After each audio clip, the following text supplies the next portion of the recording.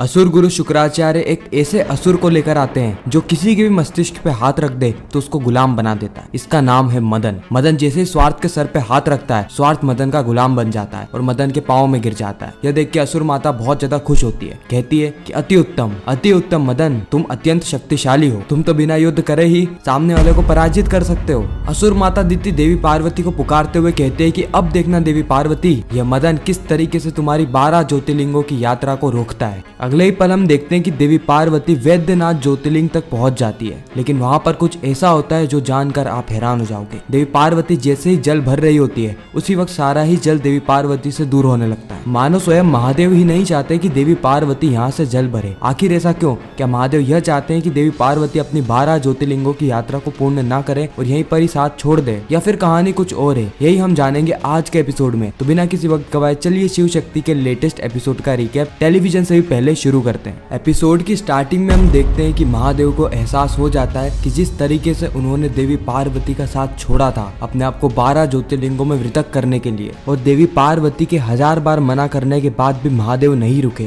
अपने कर्तव्य की ओर पग आगे रखते रहे। इससे देवी पार्वती को जो पीड़ा हुई वही पीड़ा महादेव को भी हो रही है। जब महादेव 1000 बार देवी पार्वती से मना कर रहे हैं कि देवी इन 12 ज्योतिर्लिंगों की यात्रा को मत कीजिए, आपको बहुत ज्यादा पीड़ा होगी, लेकिन देवी पार्वती महादेव की एक बात नहीं सुन रही। देवी पार्वती किसी भी हालत में महादेव को साकार रूप में पाना चाहती है। इस ओर नारद जी को कुछ भी समझ में नहीं आ रहा होता है कि एक और महादेव तो इतने ज्यादा उदास हैं, दूसरी ओर देवी पार्वती इतनी पीड़ा में है, और तीसरी ओर जो महादेव की छवि देवी पार्वती के साथ है वो वनवासियों को इधर क्यों बुला रही है? नारायण आखिर यहाँ पर हो क्या रहा है? उसी वक्त नारायण कहते हैं कि नारद जी आपकी शादी हुई है। नारद जी कहते हैं कि प्रभु आप ये कैसी बात कर रहे हैं, आपका ये भक्त तो बाल ब्रह्मचारी है, इसीलिए आप इस कथा को समझ नहीं पा रहे हैं। नारद जी कहते हैं तो प्रभु आप समझाइए ना। नारायण कहते हैं कि अभी घटना को घट जाने दीजिए देवऋषि, उसके बाद सब कुछ अपने आप ही समझ में आने लगेगा। आप बस महादेव की इस लीला का आनंद उठाइए। इस ओर हम देखते हैं कि महादेव की जो छवि होती है वो पास के गाँव में भटकने लगती है और वहाँ के सभी लोगों को अपनी ओर आकर्षित करती है। गाँव वाले महादेव की छवि को देखकर अत्यंत प्रसन्न हो जाते हैं। उन्हें लगता है कि महादेव उनके गाँव में किसी उद्देश्य से आए, इसीलिए सारे ही गाँव वाले उस छवि का पीछा करने लगते हैं और वह छवि देवी पार्वती के पास जाकर गायब हो जाती है। सारे ही गाँव वाले इधर उधर देखने लगते हैं, महादेव को खोजने लगते हैं कि उन्हें उसी वक्त देवी पार्वती दिखती है, वो भी इतने ज्यादा चोटिल। वो सारे गांव वाले समझ जाते हैं कि महादेव इशारा कर रहे हैं कि हम सभी लोग देवी पार्वती की सहायता करें। इसलिए हम देखते हैं कि वो सभी लोग देवी पार्वती के समीप जाते हैं और उन्हें अपने गांव की ओर ले जाते हैं, जहाँ पे वो उनकी मरहम पट्टी करते हैं और उनकी देखभाल भी करते हैं। अगले ही पर हम असुर गुरु शुक्राचार्य को देखते हैं, जो कि अपने बाल सेना के साथ विचार में होते हैं कि आखिर किस सेनानी को वो चुने जिसे कि वह आगे जाकर देवी पार्वती की यात्रा को भंग कर सके। उसी वक्त असुर गुरु कहते हैं कि मदन तुम आगे आओ। मदन को आगे आते हुआ देख स्वार्थ कहता है कि असुर गुरु आपने आखिर इस मदन में ऐसा क्या ही देख लिया कि आपने इसका चुनाव किया है? मदन गुस्से में कहता है कि मौन हो जाओ स्वार्थ, मैं तुम सबसे अत्यंत बलशाली हूँ, अत्यंत शक्तिशाली हूँ, तुम मेरा कुछ भी नहीं बिगाड़ सकते। स्वार्थ कहता है कि इतना अभिमान। उसके बाद स्वार्थ मदन के पास जाता है और उसे गर्दन के बल ही उठा लेता है। कहता है कि तुम तो इतने बलवान हो ना, करो मेरा सामना, करो मुझ पे प्रहार, मैं भी तो देखूं तुम्हारे अंदर कितना बल है।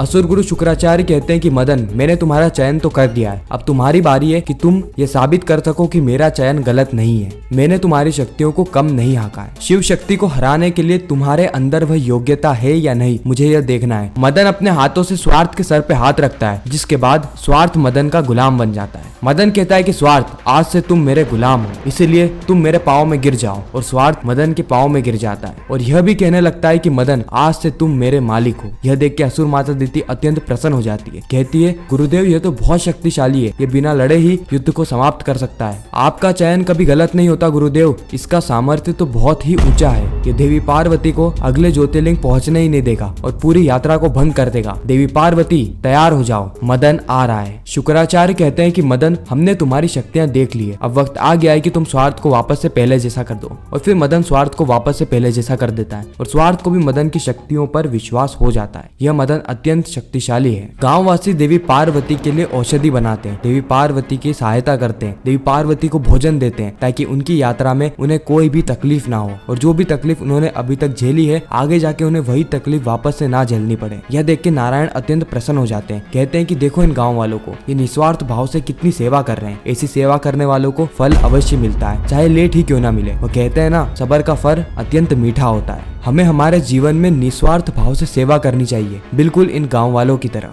तभी तो स्वार्थ का अंत हो पाएगा, तभी लोग अपने अंदर शिवत्व को अपना पाएंगे और अपने जीवन में खुशहाली ला पाएंगे। देवी पार्वती सारे ही गांव वालों को धन्यवाद करती है और कहती है कि अब मैं चलती हूँ, मुझे अगले ज्योतिर्लिंग यानी वैद्यनाथ ज्योतिर्लिंग जाना है। अभी तक देवी पार्वती ने सोमनाथ ज्योतिर्लिंग, मल्लिकार्जुन ज्योतिर्लिंग, महाबलेश्वर ज्योतिर्लिंग, ओमकारेश्वर ज्योतिर्लिंग को पार कर लिया है और उनका 5वां ज्योतिर्लिंग है वैद्यनाथ ज्योतिर्लिंग।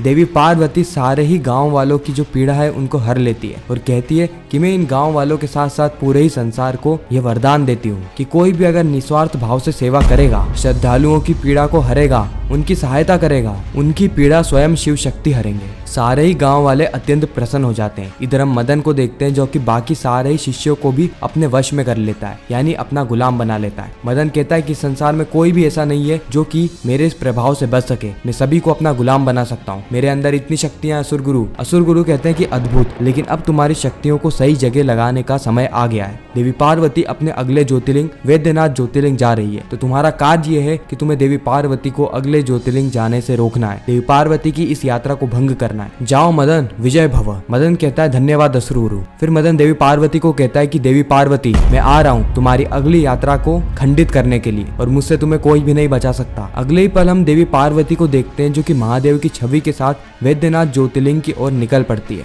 देवी पार्वती एक स्थान पे पहुंचती है जहाँ पे सभी लोग जल भर रहे होते हैं, सभी लोग अत्यंत प्रसन्न और खुश होते हैं। यह देख के देवी पार्वती को भी बहुत अच्छा लगता है। देवी पार्वती वहाँ पे खड़ी हुई स्त्री से पूछती है कि सभी लोग यहाँ से जल क्यों भर रहे हैं। वह स्त्री कहती है कि यह स्थान बहुत ज्यादा अनमोल है, यहाँ से जल भर के लोग वैद्यनाथ ज्योतिर्लिंग पर चढ़ाते हैं और यह मान्यता कब से चलती हुई आ रही है, इससे बहुत शुभ माना जाता है। इसलिए हम देखते हैं कि देवी पार्वती भी यह निर्णय ले ही लेती है कि वो वैद्यनाथ ज्योतिर्लिंग में जो जल चढ़ाएगी वो इसी समुद्र से चढ़ाएगी। लेकिन जैसे देवी पार्वती जल भरने के लिए पांव नदी में उतारती है, उसी वक्त वहाँ पे जल में अचानक से बहाव बनने लगता है। देवी पार्वती वहाँ से जल नहीं भर पाती। देवी पार्वती को समझ में नहीं आ रहा होता है कि आखिर यहाँ पर हो क्या रहा है। इस और असुर माता दीति को ऐसा लगता है कि महादेव मदन के प्रभाव से देवी पार्वती को बचाना चाहते हैं, इसीलिए वो खुद ही इस यात्रा को खंडित कर रहे हैं। जो भी असुर गुरु, अगर ऐसा होता है तो हमारी ही विजय होगी, चाहे वो विजय मदन के हाथों हो या फिर महादेव के हाथों। तो इसी के साथ ये खूबसूरत एपिसोड यहीं पर ही खत्म हो जाता है, इस ट्विस्ट और सस्पेंस के साथ कि आगे क्या होने वाला है। आखिर महादेव देवी पार्वती को अगले ज्योतिर्लिंग पे जाने से रोक क्यों रहे हैं, या फिर ये महादेव की कुछ अलग ही लीला है जो कि हमें आने वाले एपिसोड में पता चलेगी। इस और हम देखेंगे कि जो मदन है वो देवी पार्वती के मार्ग में बाधा बनने की पूरी कोशिश करेगा, लेकिन मदन का अंत होना निश्चित है।